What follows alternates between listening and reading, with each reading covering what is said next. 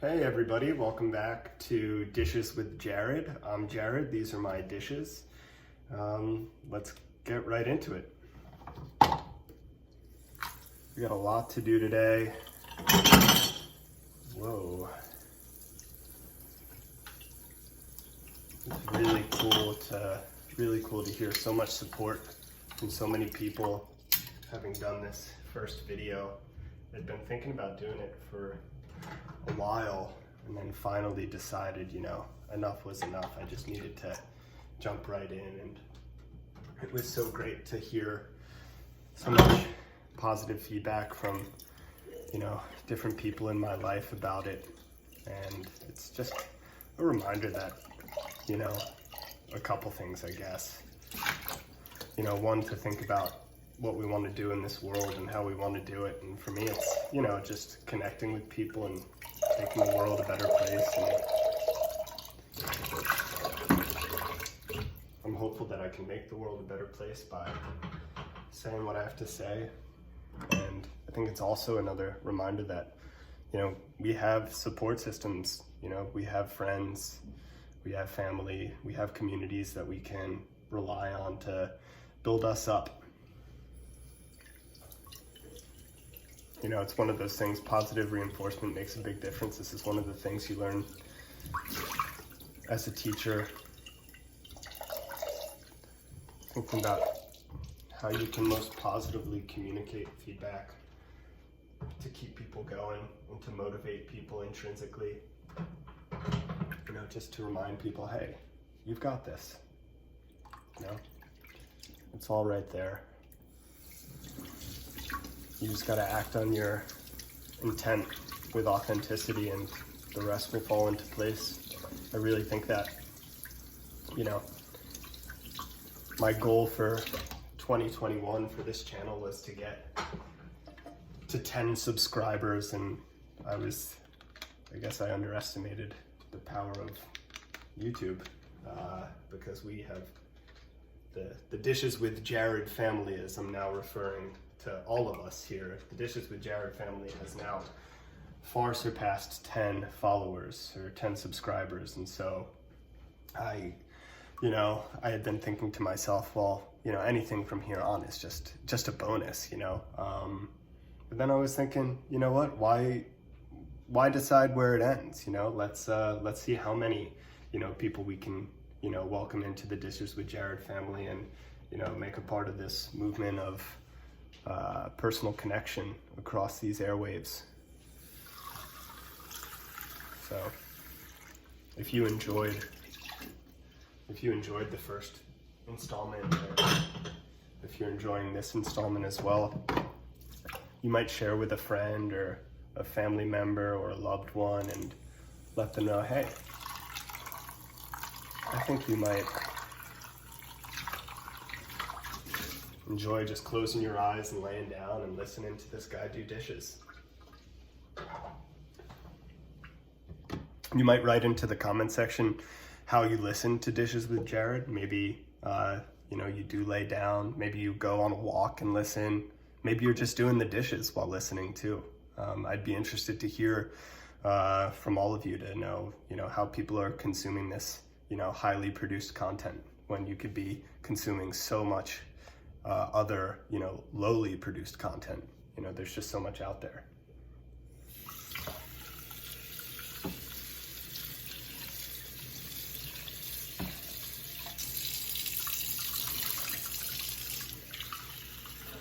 It's one of those things when I was thinking about making this channel, I wanted to make like an anti-hype content. I feel like there's so much out there. We live in, such a clickbait generation right now. There's just so much content out there and so many headlines, and it's all so, I find at least, exhausting, and maybe you do too. The colors, the banners, the titles, the all caps, and I don't think it has to be that complicated. Actually, I think we benefit from a little more simplicity, especially with all we've got going on in our lives right now.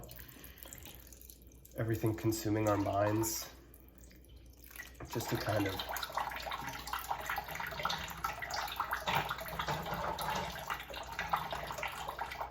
take a step back and reconnect with the basics, you know. Maybe as I walk through my reflections on my days, you walk through a reflection on your own days. You know, when I talk about taking my own risks and putting myself out there and getting vulnerable and starting a channel like this, you know, maybe you think about the risks that you might take, you know, what's holding you back from, you know, taking those leaps. You know, is it something structural? Is it something, you know, more personal that you need to figure out for yourself? I think for me it was more personal. You know, structurally, it's one of those really great things about art these days and content production is that it's so democratized. You know, so long as you have access to, you know, a camera and internet, which of course is not a guarantee. You know, there are so many people without internet, and it's really crazy to think about that in the year 2021, especially in a place like the United States, you know, in a country with the highest GDP in the world, you know, the world's wealthiest nation in the history of human civilization, and it's got one of the highest poverty rates of economically developed countries. You know, there are so many people that lack basic necessities like internet, you know, something that I take for granted all the time. I think about how much those people might be struggling. And I think about how art so often comes from struggle. And I just imagine how much incredible content could be made and shared with the world by people that just don't have the means to get their voice out there, to air out their creativity, to have it appreciated. There are places that are municipalities around the world that are seeing internet more and more as a human right. You know, it's so hard to be an active member of a civil society these days if you don't have an internet connection. And so municipalities are investing in universal broadband, which I think is really cool. I think we're in a really cool time. I think a lot of places are really revolutionizing how we think of universal human rights in the 21st century. It makes me really hopeful. It makes me really hopeful. It's one of those things as a French teacher, I work with my students and sometimes we'll compare French and American society, and one of the starkest differences I think is that, like, you know, in France they have universal healthcare, but it doesn't just apply to French citizens, right? It's like if I went to France and I broke my arm, I would go to the hospital and I would be cared for.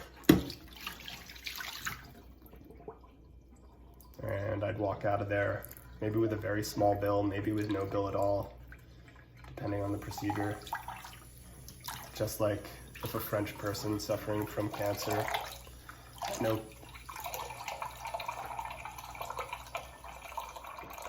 by no clear fault of their own, you know, went in for chemotherapy, they would be treated without picking up a bill. It's like medical bankruptcy in the United States is the leading cause of family bankruptcy. It's really frustrating to think about.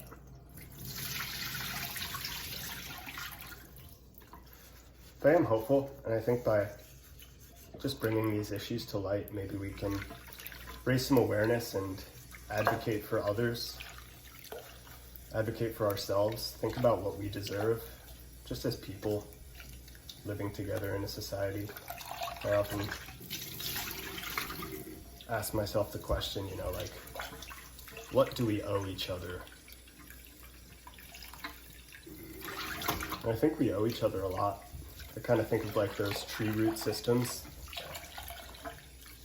that I was mentioning in the first video.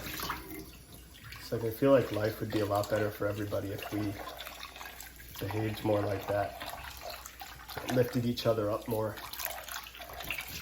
Like so often people are tearing each other down.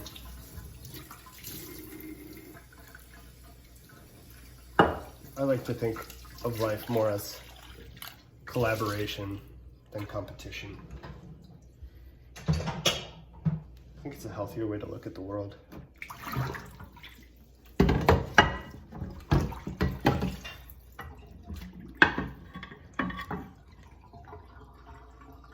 So maybe you write into the comment section if you're interested, one thing that you'd like to see change. Maybe in your personal life, maybe within greater society, maybe within your community. At my school, I work a lot with the service learning component of education. I'm thinking about what we can do as a school community to help the greater community here in New York City. One of the things we've been focusing on is addressing hunger and food insecurity. Thinking about what we can do as individuals working together in a collective to make life better for people that you don't even know. What's interesting is that they've done studies on the health effects of helping others. You know, altruism, you know, when it's not, you're not doing it for yourself, you know, you're doing it for others because it's the right thing to do. You know, there's this happiness chemical called dopamine, and studies have found that when we do service for others out of the goodness of our hearts because it's the right thing to do, then our minds actually release dopamine and we're happier as an effect. And I think there's a lot of truth in that, a lot we can learn from. You know, it's like our mind is telling us, hey, do more of this. Hey, when you do this, you're connected to people that you don't even know. You're making their lives better, just like you might hope that strangers would do for you. I think there's a lot of power in that.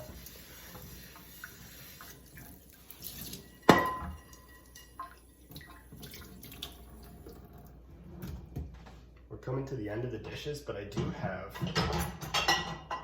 a surprise for you all. I think you'll get a kick out of this. It's this packaging that dissolves underwater, so it's eco-friendly. I just love the sound of it. It's pretty awesome. It's got a nice texture, and it's fun to make it dissolve too. So if you'll let me, if you'll indulge me, just watch it disappear before your eyes.